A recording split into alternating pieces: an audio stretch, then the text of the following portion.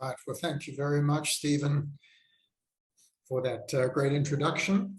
And I think you did such a great job of summarizing the complexities of neurodevelopment that there isn't really a whole lot left for me to say, which is good because I think we would like to get some conversation going over here. I'm grateful for the opportunity to speak with you. I would like to do more of this sort of thing, and it's also very exciting to do this tag teaming with Cheryl for the first time. So can you see our slides? I've got the set and I can kind of drive it from here. So I will begin.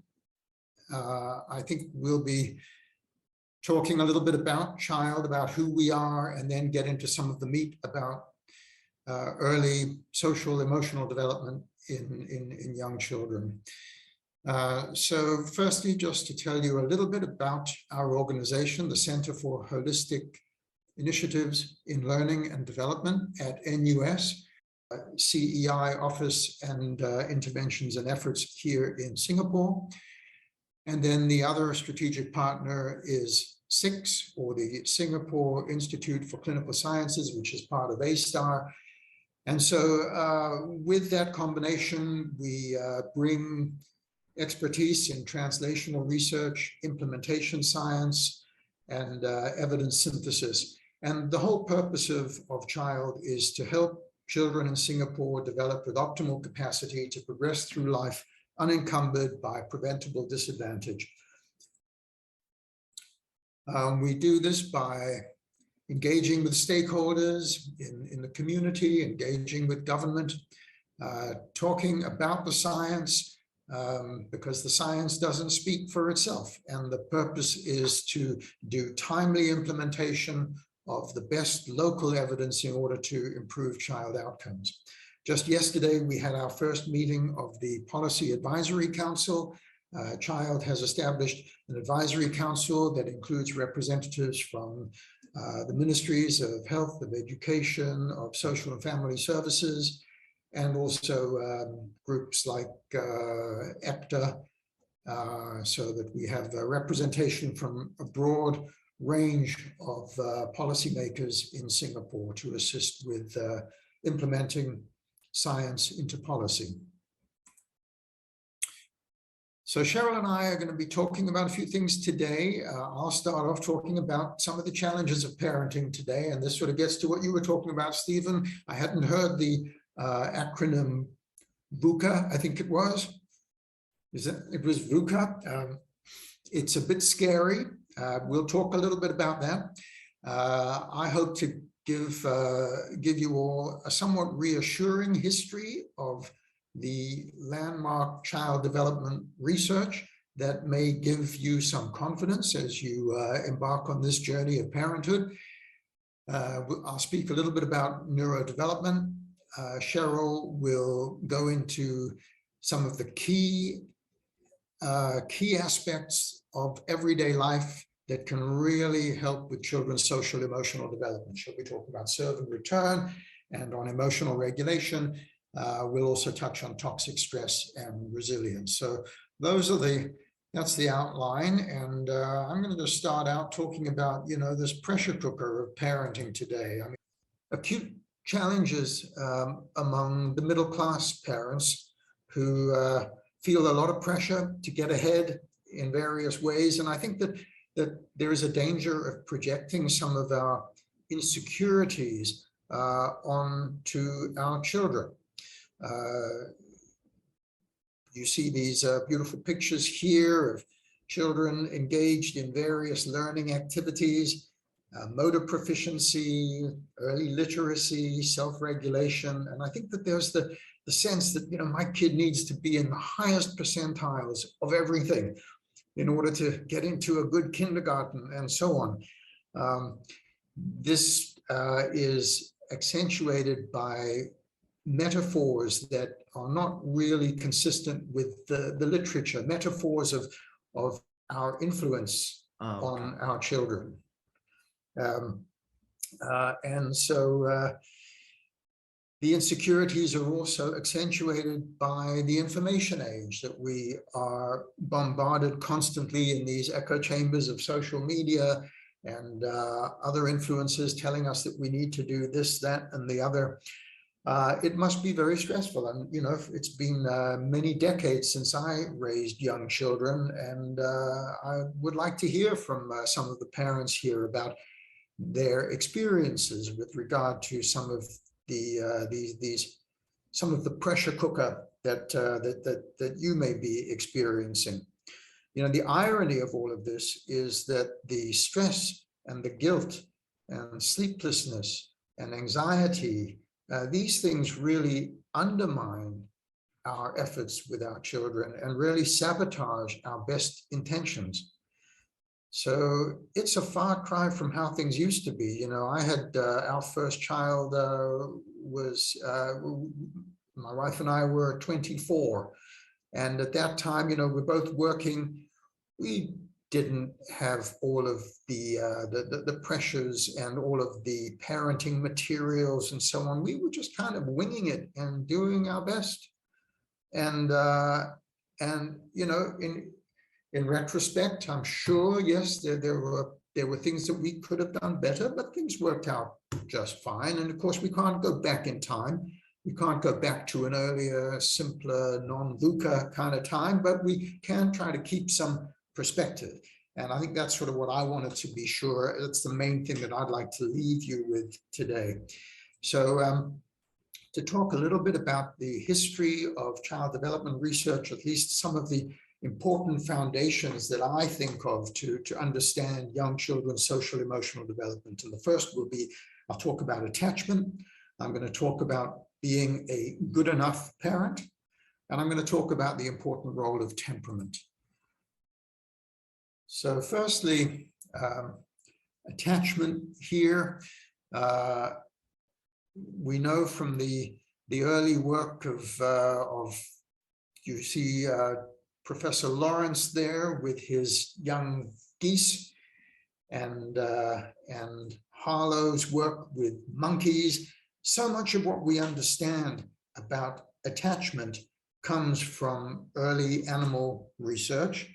And then in the 1950s, 60s, and early 70s, I think that it was the work of John Bowlby that really defined attachment and its huge importance in early child development.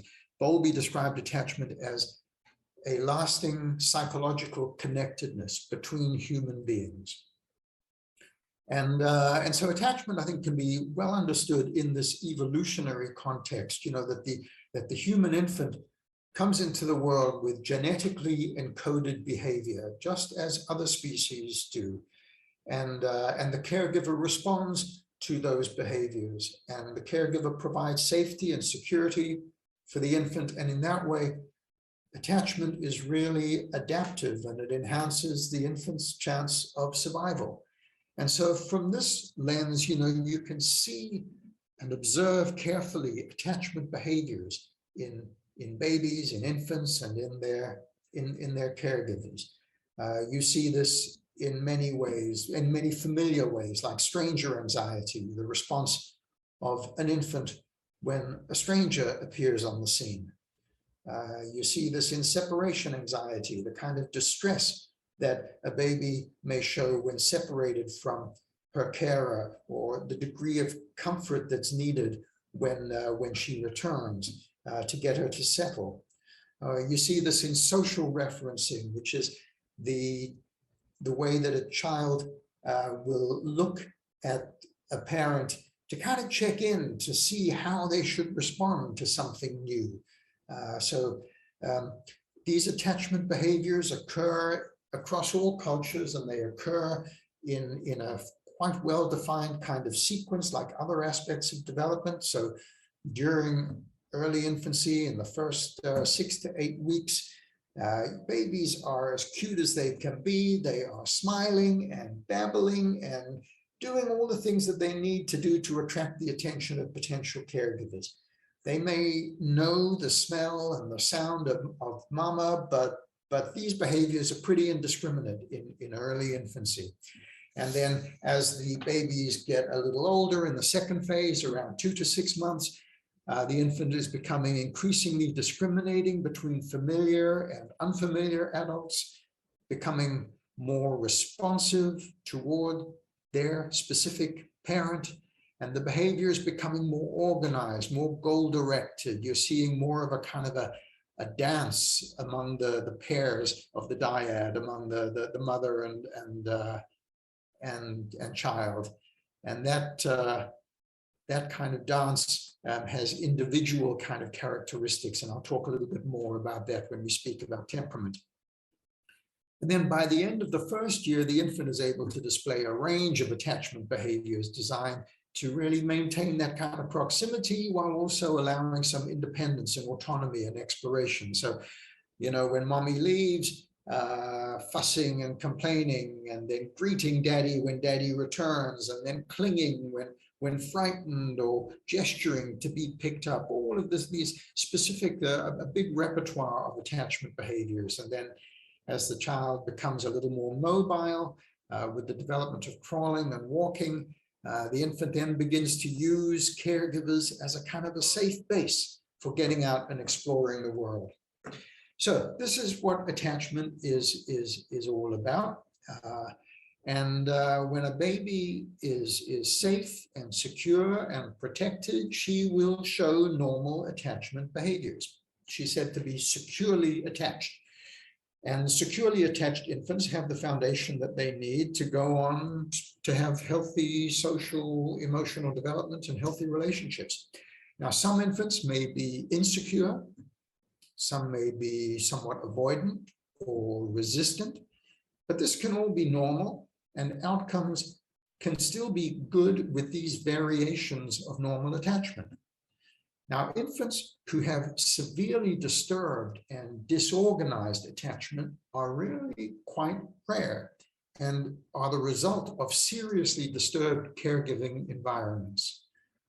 Parents who do that to their kids typically don't attend webinars on social emotional development.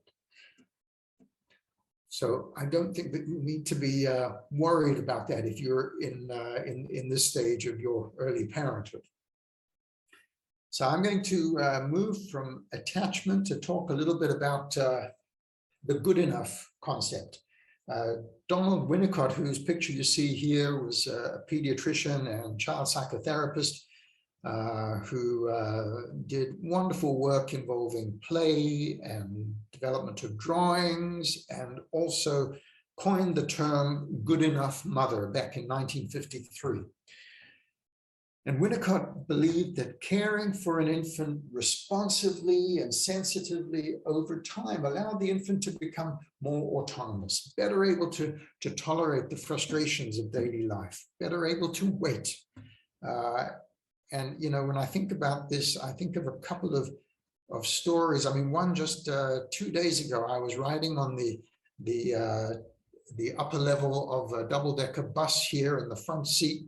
And next to me in the other front seat was a father and his daughter, maybe close to 3 years of age, I would think. And he had just picked her up from childcare or preschool.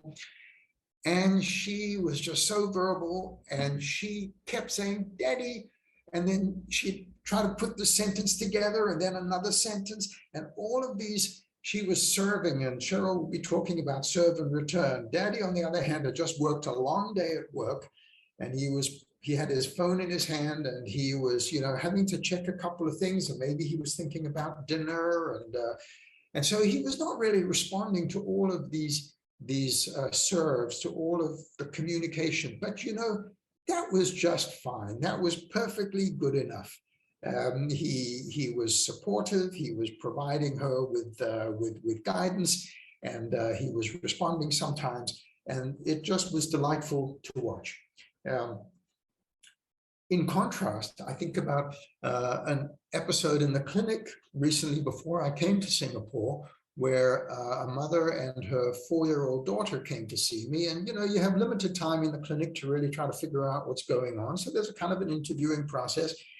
And every time I'd sort of ask a question and begin to get a response, The 4-year-old girl would say something, and the mother would immediately turn to the daughter and then begin this sort of long conversation with the daughter. And it really made getting anywhere in the course of the interview very difficult for me as a clinician.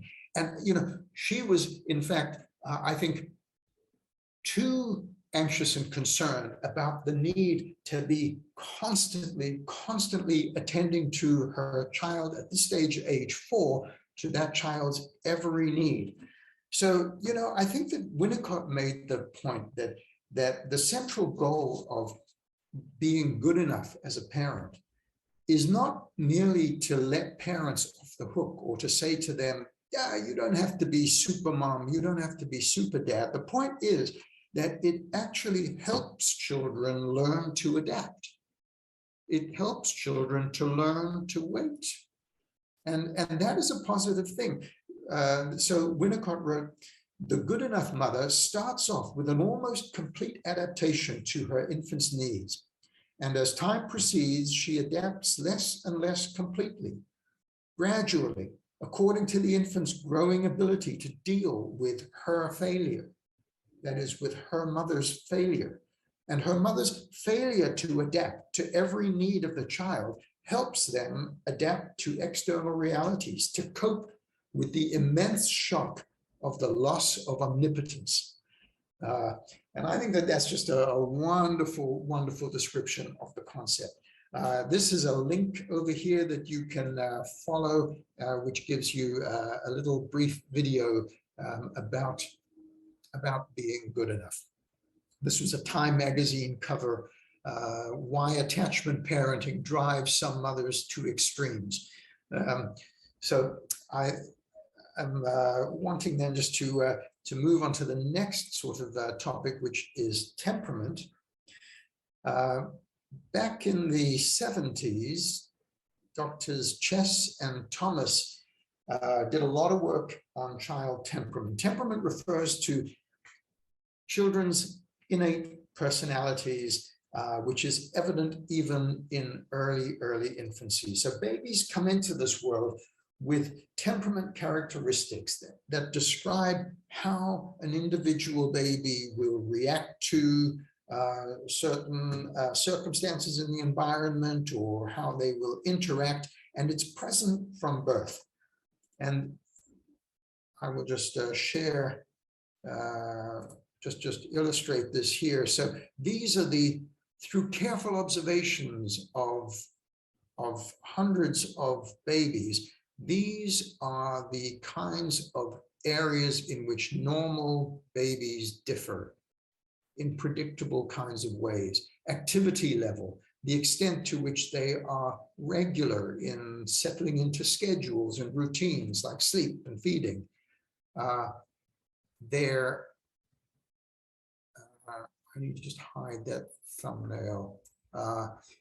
Their initial response to new situations, the extent to which they're adaptable to change, the intensity of their reactions, their prevailing mood, whether they are just typically sort of happy babies or whether they're typically somewhat fussy babies, the extent to which they're distractible or to which they persist in what they're doing, and their sensitivity to environmental cues, their sensitivity to noise, to light, and so on.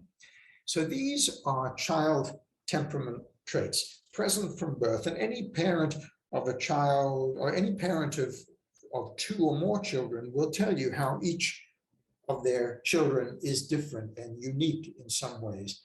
And this is unlearned. This is present from birth. Chess and Thomas went further to try to describe sort of constellations of temperament that tend to hang together, so that some children are just typically easy in temperament. Some children, in contrast, are, they use the term difficult in temperament. But you could say that they have some difficult temperament traits. And some children may be slow to warm up, and some children are not easily classifiable. And so for the first time, this work really demonstrated that children were contributors to their own development. They weren't just passive recipients of caregiving. And so there were these two-way interactions between children and their parents that really influenced each other's behavior. And that interaction was conceptualized as the goodness of fit. Every parent is unique in his or her own personality. And so sometimes the goodness of fit or the compatibility between the baby's temperament and the child's personality, that sometimes this is a good fit, sometimes it's less than a very good fit. And so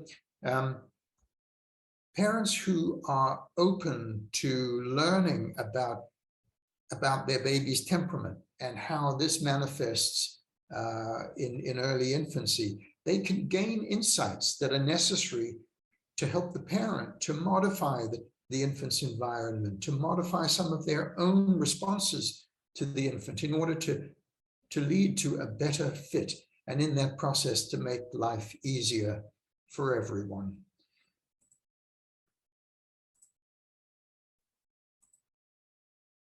I'm going to move on then to talk about some key concepts of neurodevelopment. And Stephen, you touched on some of these. We talk about streams of development, and such as fine motor, gross motor, language, cognitive, social, emotional development. And these are genetically determined sequences in each of these areas. So children progress from coarse patterns of grasping to more fine patterns of grasping. They progress from head control to stable sitting to crawling or creeping, and then to walking.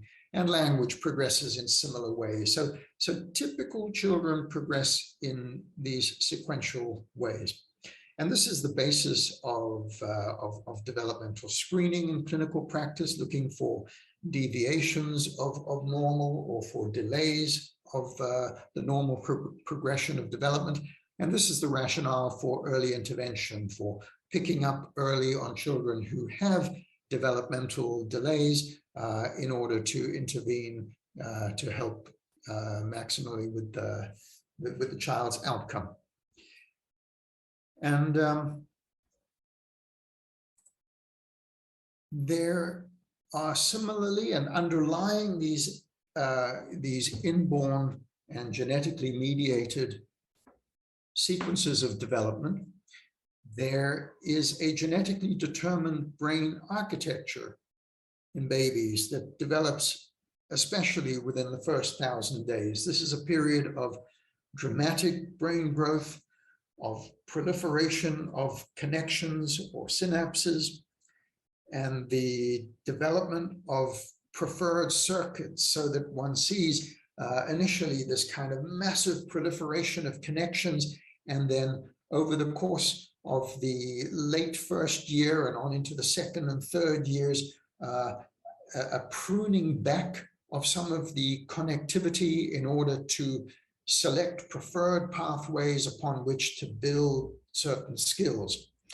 And so it is that you sometimes see in a child's development not a smooth progression of progress, but development occurring kind of in fits and starts, with a period of developmental growth followed by a period of a kind of a plateau in apparent development, and then maybe a period of some disorganization in their behavior, followed by a period of developmental growth.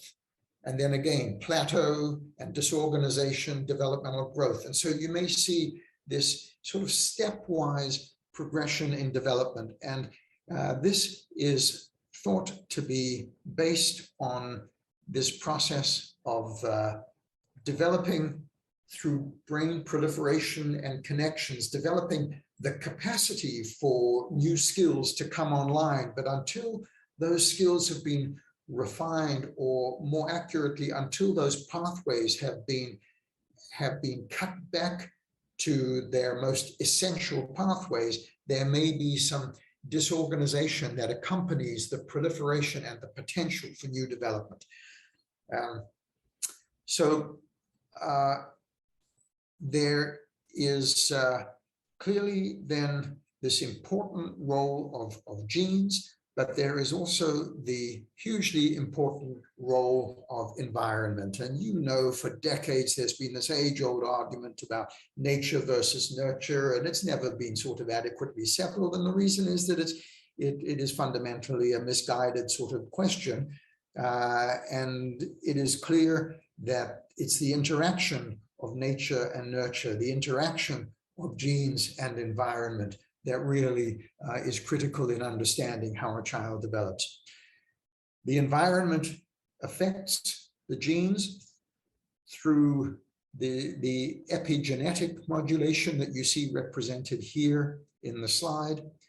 Epigenetics is all about the control of genes. Genes are structural in the sense that they're sort of sequences of DNA, but more than that, they are regulated. The genes, remember, are producing proteins, producing sequences of proteins that are really sort of influencing what is happening in the brain. And the genes themselves are regulated, and the environment powerfully regulates the genes. The environment in the form of psychological state or social interactions, diet and toxic effects, exercise, the microbiome. These are all examples of environmental effects that have been shown to have effects on genetic expression, on gene regulation. And young brains are especially sensitive to these epigenetic effects. And so this is how experience shapes brain architecture. And experience shapes more than just the brain, because the brain and the body are connected. This is a slide from the Harvard Center for the Developing Child. And if you haven't visited this center online, they have some wonderful resources that I can highly recommend. This slide just illustrates how the environment and how experience also affects stress hormones and affects the immune system and affects the GI tract and the gut, and can affect the heart. And so in many ways, there are lifelong health consequences to early environment that are mediated through the brain.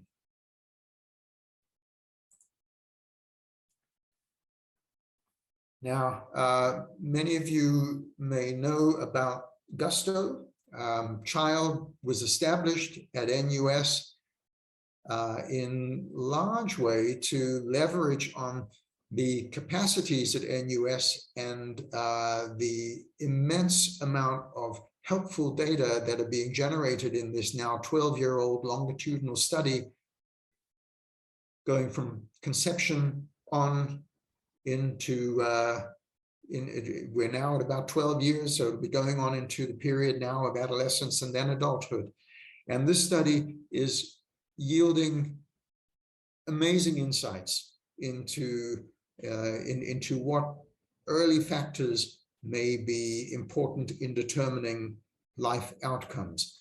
And so, one of the examples of how Gusto informs some of the activities of Child, this was from an evidence synthesis that Child produced within the past year that was looking at maternal mental health and well-being during pregnancy and how this is linked to brain development and function in children.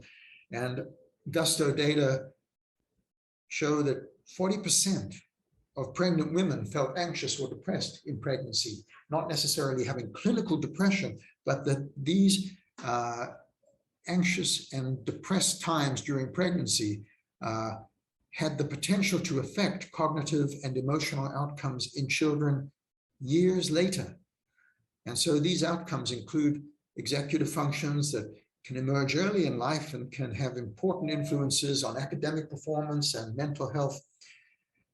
And this really highlights the importance of the need to be focusing on